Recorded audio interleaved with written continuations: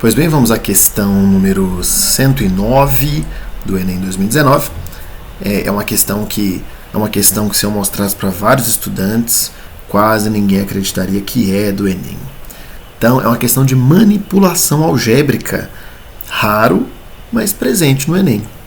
Então, vamos resolver a questão. Temos um espectrômetro.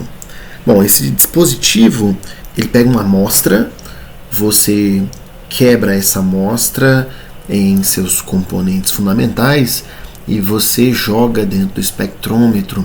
E graças a um campo magnético, cada partícula, cada elemento químico, como tem carga única, massa única, ele vai ter uma trajetória única no espectrômetro. E aí nós vamos ver, com base na trajetória dele, nos raios que ele descreve, na velocidade deles, da massa deles. O espectrômetro é uma máquina que consegue saber do que as coisas são feitas. Essa é a ideia. Então ele fala que ele funciona com íons que estão se movimentando, eles são lançados em uma região de campo magnético B, descrevendo a trajetória helicoidal. Bom, essa trajetória é formada pela composição de um movimento circular no plano YZ e uma translação ao longo do eixo X. A vantagem desse dispositivo é que a velocidade angular é independente da sua velocidade inicial. E aí o dispositivo então mede o tempo, o número de voltas, e aí nós podemos relacionar isso com a carga, a massa e assim diante. Então vamos lá. Ele quer saber a expressão que calcula a massa. Então vamos lá. Primeiro vamos fazer uma revisãozinha. Sabemos que a força magnética que atua numa carga dentro de um campo magnético é calculada por QVB vezes o seno do ângulo θ.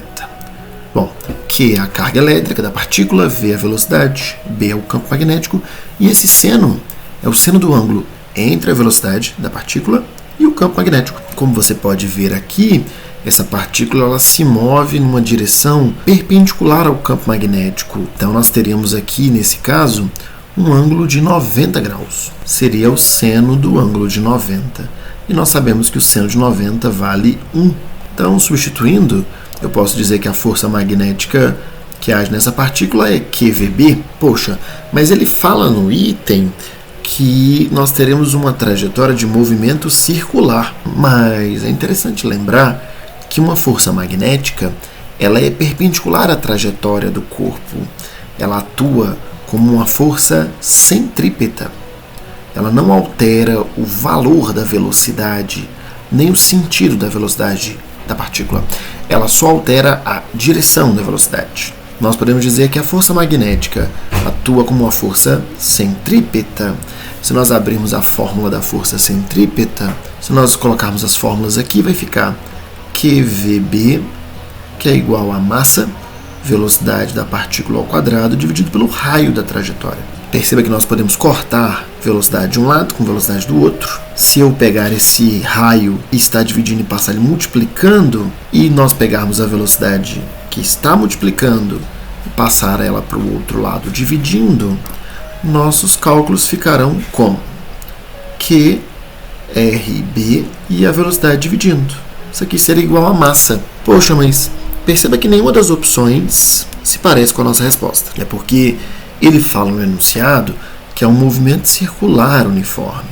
Então eu não posso usar velocidade linear, V. Nós precisamos transformar isso. Nós podemos transformar escrevendo que V é igual a ômega vezes o raio. Poxa, mas não só isso. Ômega pode ser escrito como 2π sobre o período.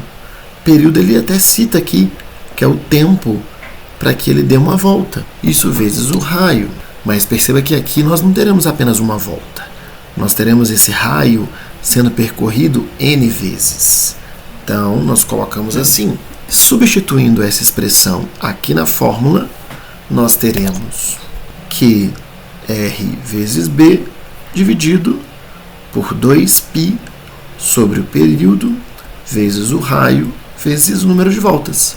Bom, é uma divisão de frações, conservando a primeira, que RB dividido por 1, e multiplicando pelo inverso da segunda, T, que é o período, sobre 2π raio vezes n, nós podemos cortar algumas coisas aí, raio em cima com raio embaixo.